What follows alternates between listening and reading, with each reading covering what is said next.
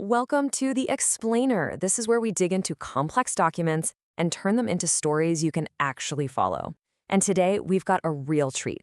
We are cracking open the official playbook for a true music titan, Warner Music Group. This is their annual 10K report, where they have to tell investors everything, and we're going to break it all down.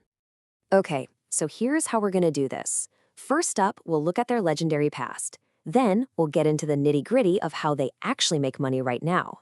After that, we're going to explore their game plan for the future, uncover the official risks they're worried about, and finally, we'll reveal who's really calling the shots at the very top.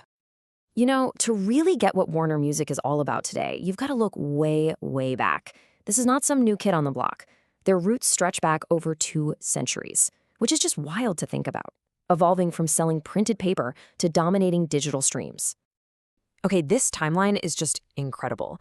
It shows how WMG became this powerhouse, not just by growing, but by strategically snapping up some of the most legendary labels in music history. I mean, it starts with sheet music way back in 1811. Then you fast forward to the 60s and 70s, and they're bringing in giants like Atlantic Records. We're talking Led Zeppelin, Aretha Franklin, and Elektra Records, The Doors. And that 2011 acquisition by Access Industries, that was the move that really set the stage for the streaming-focused beast we see today. All right, so that's the history. But how does this legendary company actually operate in the 21st century?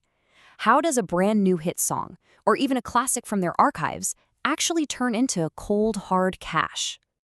So check this out. You can see the business is really split into 2 main engines.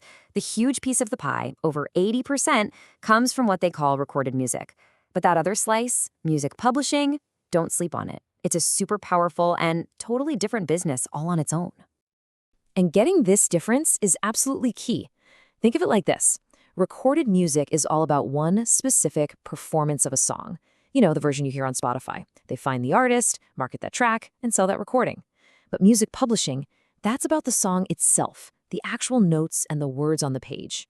It makes money anytime that composition gets used, whether it's on the radio, in a movie, or covered by another artist. 2 totally different revenue streams from the same piece of art. Okay, so we get how the machine works. Now for the fun part. What's their game plan for the future? In a world where you have practically all of music history in your pocket, how does a giant like Warner plan to get even bigger? Well, their single biggest opportunity is staring us right in the face. 752 million people paying for music streaming. That number is massive, right? But here is the kicker. The report says that this is still just the beginning. When you compare that to the billions of people on platforms like YouTube, you realize there's a huge untapped audience out there. They believe streaming has a ton of room to grow. But it's not just about getting more listeners. It's about finding the best listeners. And WMG is laser focused on this idea of the super fan. These are not the people who just have music on in the background. No, these are the ones who live and breathe it. They're buying the vinyl, the t-shirts, going to the concerts, the whole 9 yards. And this chart just spells it out perfectly. This is why super fans are the holy grail.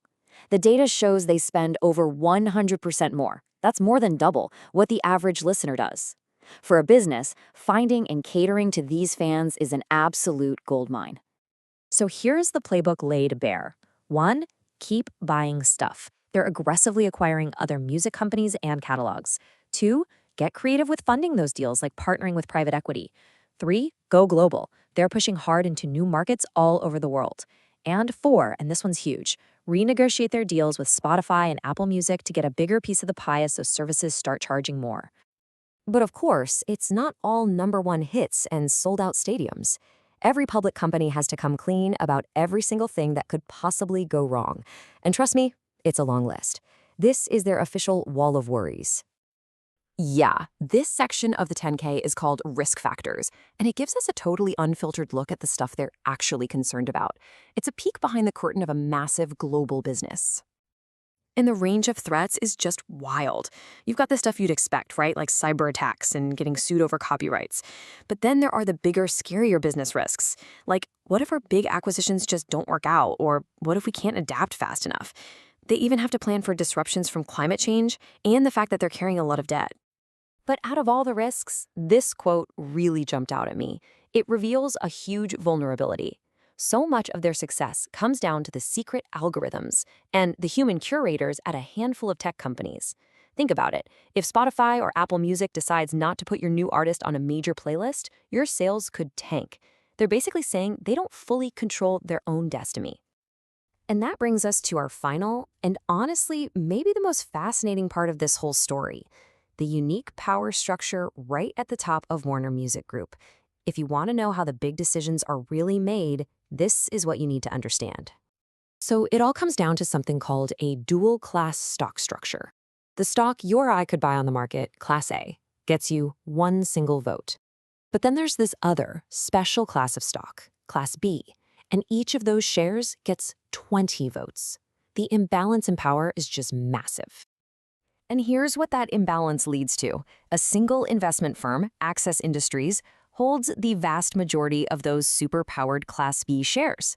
The result? They control a staggering 98% of the total voting power in the company. In practice, whatever they say goes. Because one entity has all that power, Warner Music is officially what's known as a controlled company. And that's a big deal because it means they're exempt from certain stock market rules, like having to have a majority of independent directors on their board. It means the company's ultimate direction is set by a single financial entity, not a diverse group of stakeholders. And that really leaves us with this final important question to chew on. We're talking about an industry that's supposed to be all about creativity, individuality, and artistic expression. So what does it truly mean when the entire machine, from the historic labels to the digital strategy, is ultimately steered by one single concentrated center of financial power? It's a fascinating thought at the very heart of the modern music business.